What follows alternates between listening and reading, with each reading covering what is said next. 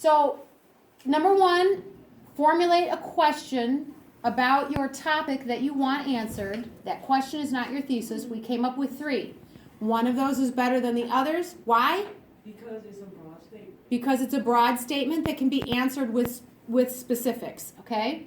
So brainstorm your answers. Based on what we know about Puritans, what are the answers to what Puritans believe? And when we're brainstorming, the answer to, in writing the thesis, we want a 5-paragraph essay. So how many components does our thesis need to be? I heard it, but I didn't. 3. Why 3? 3 body paragraphs. So we're answering what do Puritans believe with 3 components so that we have 1 component for each body paragraph. Okay? If you have a longer paragraph, if you have a longer thesis statement or a longer paper that you would have to write, but for the nature of this class, we don't need to go any more than 5 paragraphs. SAT is 5 paragraphs, essentially. Stephanie? I was about to answer. Give me one. Yes, please. Can I say like their hatred for adultery? Like, They hated adultery? yeah. Okay, sure. I would say their religion is the way of life. Their religion is their way of life. Good. We've got 2. I'd like at least 5 or 6 when we're brainstorming. Could it be like all sin?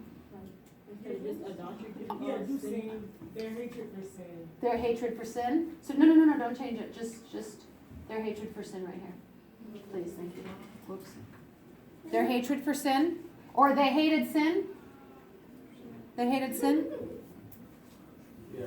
Sorry, Miss Rose. All right, they hated sin. They hate their hatred for adultery. Religion is their way of life. I need more than that.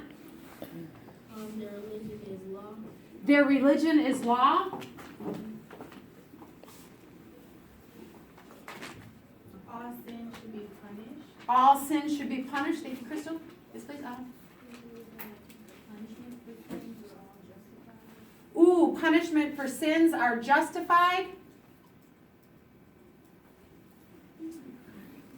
Any others? They were judgmental? Okay. All right, so this gives us enough to go off of. So now, can we go back up to the question? Now we have to come up with the answer, and that answer with 3 components is going to be our thesis statement, okay?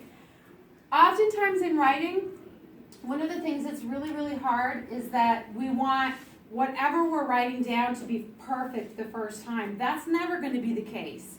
The editing process has to happen.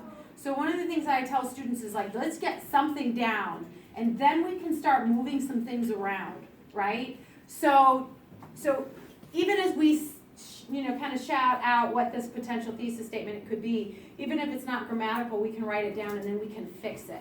But at least get something down on paper that allows us to manipulate it and fix it.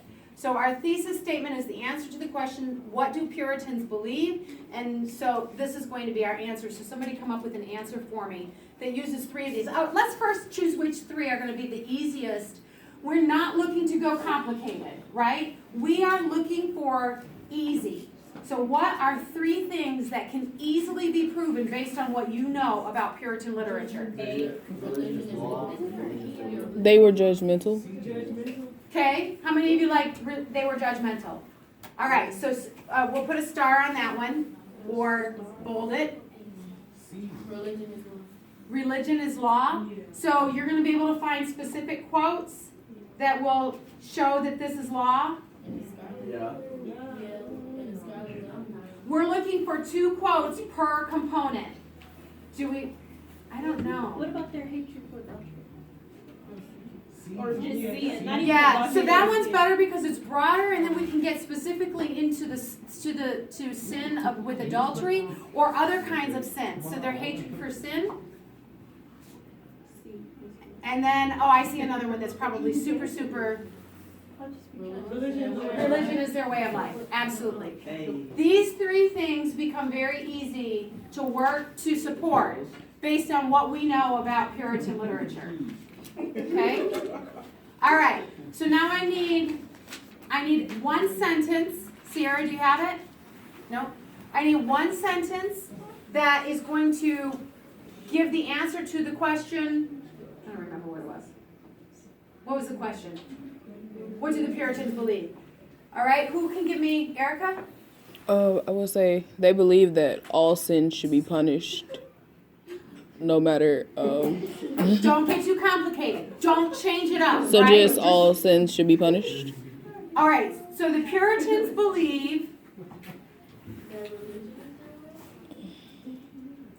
that religion is their way of life. Because of their way of life and hatred for sin, they believe that all sins. Religion is their way of life? I think so. But, all right, so. Javeder. Do not do what Erica did. So, what did she do? She said, because of this. If you do the because of this happens, you now have what kind of paper?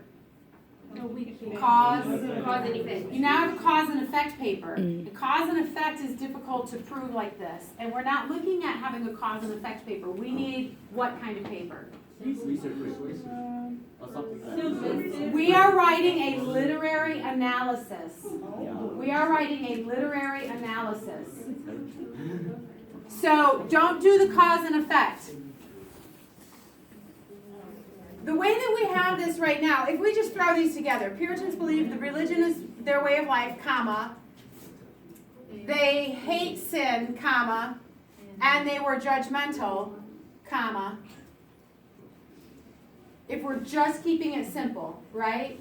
I don't think we have parallel structure there. That would just say that Puritans were really strict. For which component? If I just say that the Puritans were really strict, and that's my thesis statement, do I now have 3 paragraphs? 3 body paragraphs? No. So we want, the reason that we have these 3 is so that we have 3 separate body paragraphs to prove. Okay? What kind of paper is this again? So literary analysis.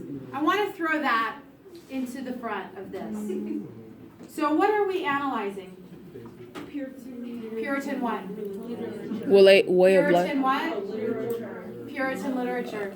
So in the beginning I want to throw in, I want to make this so that we're showing that this is an analysis of Puritan literature. So we're going to say an analysis, whoops, go backwards. An analysis of Puritan literature. An analysis of Puritan literature shows that, or we can use, if we want a fancier word, what's a different word for shows? Views. Displays or reveals. We've come up with a number of different words, whatever you like. Reveals that, shows that religion was their way of life. They hated sin, and they were judgmental. Okay? Do you see how we did that? We started with a question, we brainstormed answers, we came up with a sentence, we had to modify our sentence because we want to make sure that our thesis statement says the kind of writing that we're doing, an analysis of Puritan literature. This is a literary analysis.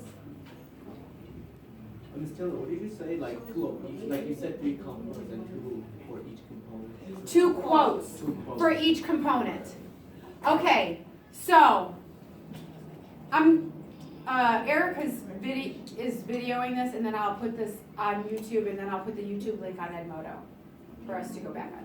Okay, so this right now is, what do we call this again? A literary analysis. What do you have to do? What kind of essay do you have to write for SAT? Excuse me. Persuasive? No. I mean, No. I heard persuasive, not persuasive. That was ACT. I heard literary analysis. Starts with the R. Rhetorical. Rhetorical what? Analysis. A rhetorical analysis. Okay, see, A rhetorical analysis. This thesis statement right here is a what again? A literary analysis. If I want to prepare you for SAT, I would like for you to write a what? A rhetorical analysis. So remember we have 14 terms over here. If we were to write a rhetorical analysis using the answer to this question, so we can step up our game. We can step up our writing game right here. So now I want to look at 3 rhetorical devices to analyze Puritan literature. Okay? So what 3 devices do you think? I want to go with what's easiest. All right? You can get complicated later on, but for this very first paper, I want to go with what's easy. So what are 3 rhetorical devices that you think would be fairly easy to find quotes to support? Metaphor, simile, personification. Okay. So what we are going to say is an analysis of Puritan literature. Wait, go ahead and write that. I'm going to change it in a second. I think I'm doing it wrong.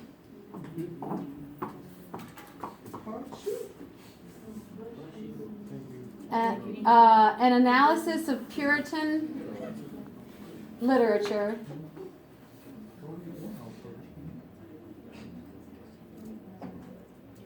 shows that what 3 devices were used to what?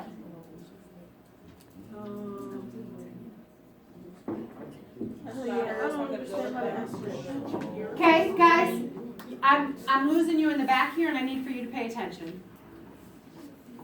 An analysis of Puritan literature shows that metaphor, personification, or simile and personification, will you put a comma there, please?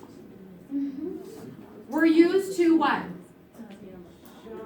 Show what? No. That were shucks, no. Were used to show what? What's the question that we had? What Puritans believed in. To show what Puritans believed in. Sure. What Puritans believed in. Okay. Now, why didn't I use these 3 components up here, down here? Why? Kind of. Jesse? that would make it a literary analysis instead of a rhetorical. I would be looking at the rhetoric used for those things. What is this rhetorical? It will be focusing on. Miss Taylor, don't do that. Sorry. She's smiling. I smile all the time. It will be focusing on the literature more than the devices, I guess. I don't know. Erica? No? Okay, you said. How many paragraphs do we need? 5. Okay. 3. How many, if we mix the 2, how many paragraphs do we? 8. Yeah, we'd have like 8 potentially, right? It just makes it so complex. So we'd have those 3 components plus each of the rhetorical devices, and the mixing and the matching is too hard. It's too complicated. We do not want to make this process too complicated. A complicated process for you, the writer,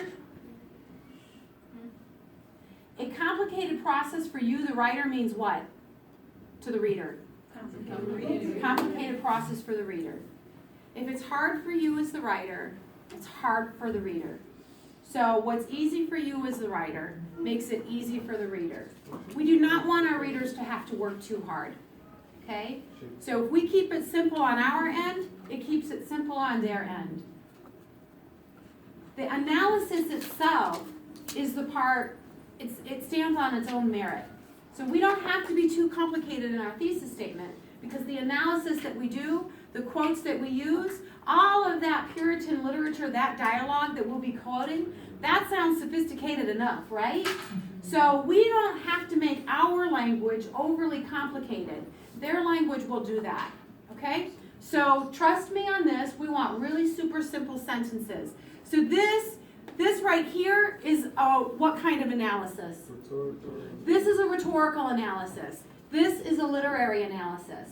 Okay? Literary analysis of Puritan literature shows that religion was their way of life. They hated sin, comma, and they were judgmental.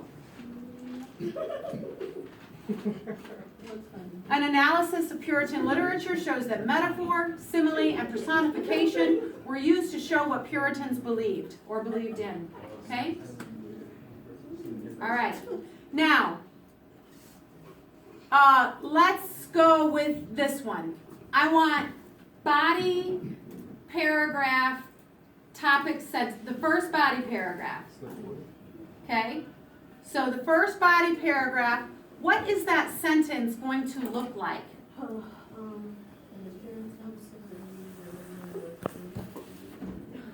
In the Puritan community, religion was their way of life. Sure. In the Puritan community, religion was their way of life. Is that nice and simple? Yes. Right. Can you easily find two quotes from the Scarlet Letter or the Crucible to support that? Yes. Boom. Easy, right? So the work, it's work because you have to go into the books to do it. But the work doesn't have to happen on the thinking end, right? The work happens on the working end. So don't overly complicate this. The second body paragraph right here, can somebody give me a sentence, please? Stephanie, you got it? For they hated sin. Yeah. Uh-huh. No. Who's got it? I was just asking for the. Okay, that's okay. Somebody throw out a sentence for me. Somebody throw out a sentence for me. Will you push? Don't do that.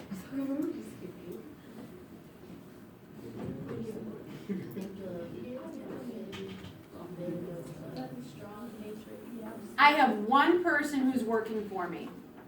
I can be done if you want, and then you don't have a complete process. Or you work with me. Thanks.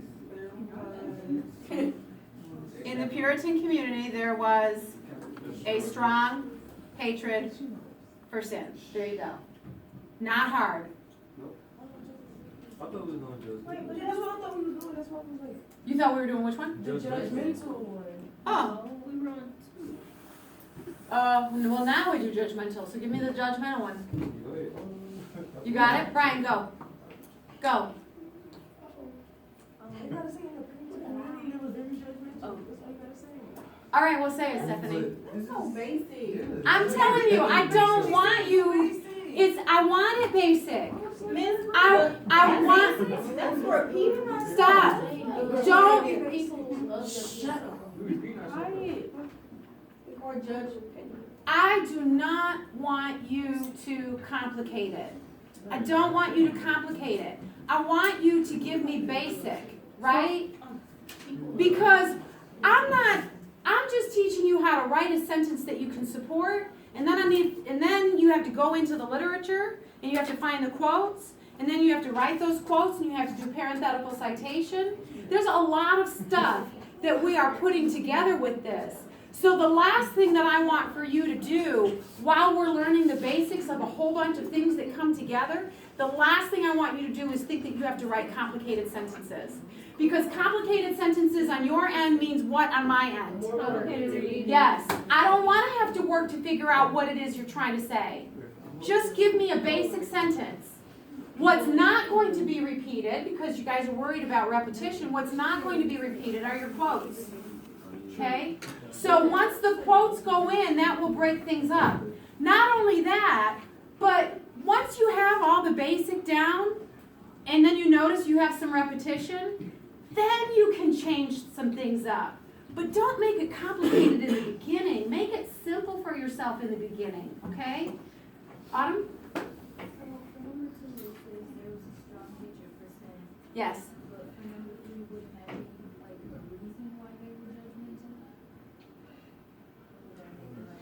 You can, it's a really, really, really good observation. So I agree with you, but I think that we can keep those separate, right? So the judgmental might not be sin, right? So the fact that she had the scarlet letter all decorative and they were judging her for that, that was separate from her sin, okay? They just were judging her. The elements of that judgmental nature isn't always founded on sin. So you can keep that separate. But I think it's a really significant point that you're talking about in terms of making sure that you don't relate this one to this one. Keep them separate. Okay. I don't want to write this. I don't want to write this on the board. I don't think that we need to. Well, this is writing it on the board. Oh. Sorry. Are you guys, you're not? Is this going to be on? Ladies? Gentlemen? Okay. Right? Where's this one? Where's the, oh, down here, rhetorical analysis. All right, in this rhetorical analysis, what would be the first body paragraph? Where'd it go? Sorry. Okay. This is the rhetorical analysis thesis statement. An analysis of Puritan literature shows that metaphor, simile, personification were used to show what Puritans believed in. What's the first body paragraph, topic sentence, please? Wait, so are we Just throwing out a sentence at I'm me. just saying, are we just using metaphors? We're not trying to combine like metaphors and Exactly. so we're just using Just keeping it simple. We're just like so darn simple. Okay? Oh my gosh, I sound like Donald Trump. So simple. Right? That's it. Okay. What do we got? Give me it. Somebody. Autumn, go. Nope. I'm so glad that you did that. I'm so sorry, though. So, we're not talking about many. I want to keep it super basic. We're not talking about many ways. We've already have our thesis statement, which has 3. So, we're not talking about many. Metaphor was one way that something was shown. I mean, show the Puritans were.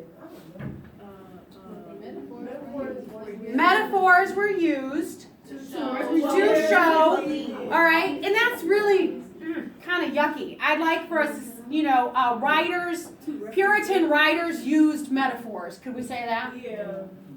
Yeah. Puritan writers used metaphors to show what Puritans believed in. What's the next one? Puritan writers used simile to show what Puritans believed in. If we were writing the paper, this is like how you want us to start to talk to To be honest with you, I didn't think I was going to think about so many A's. Okay, so listen, when you look at, and we haven't looked at yet, but when we look at the SAT rubric, the aspect of how much of that rubric is scored on being fancy with your writing is very, very, very little. Most of the time, what we want for writers to do is to write clearly. So we don't need to have it fancy. When you go to college, you're not going to be able to use that kind of repetition. But we're not there yet. Right now, what I need for you to understand is that our focus is on writing clear and succinct sentences, supporting your ideas with evidence from a text, and knowing how to cite those ideas. So there's a lot that's going into this that you're learning. We're not going to try to learn too much, right? So when you were young and your parents started introducing you to food, did they give you steak right away? Yes. Yeah. No. No. Right away? Yes. Yeah. You're in your infancy and your parents gave you steak? Yeah. What did they do to that steak when you were 6 months old? I think. I see like. Some of you had parents who apparently wanted to kill you in your infancy, but most of you didn't. Most of you, your parents gave you baby food, which was pureed. It was a basic form. Okay, they could chop the steak up, yes, but they didn't give you a chunk of steak, right? Because that would choke you, and your body's mechanisms didn't work that way in the beginning. And that's what we're doing. Right now, we're just going with basic pureed food. We can introduce steak later on, right? You can have fancier dinners later on, okay? Yeah. Are there questions? Are there questions about this process, guys? What do you not like, Stephanie? Yeah, because like I'm so used to like teachers telling me like, you know, Right, more more confident. confident. I gotta go back to being. No, you don't. Yes, we do. Well, I didn't say We have to. You know, first time I get an A on my basic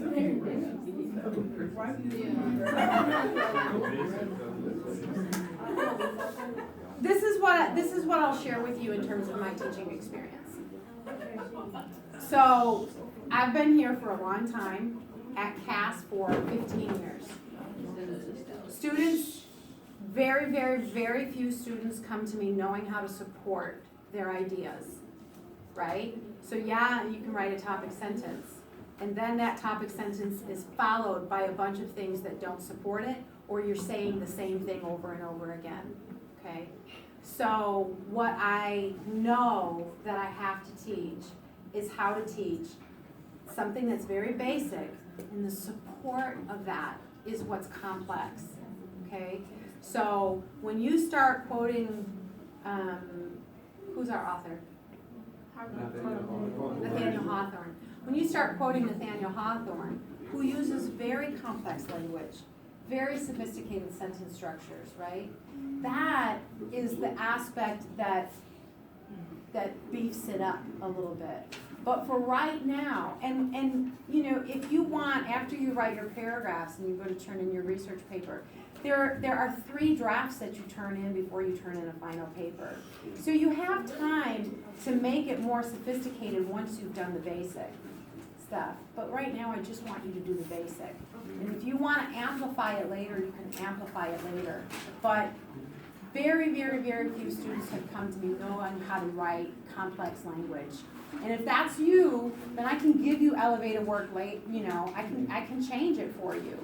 But it's probably in your best interest just to do it this way right now. I'm just asking you to trust me, that's all, okay? All right, so tonight you have homework. What's your homework tonight? Three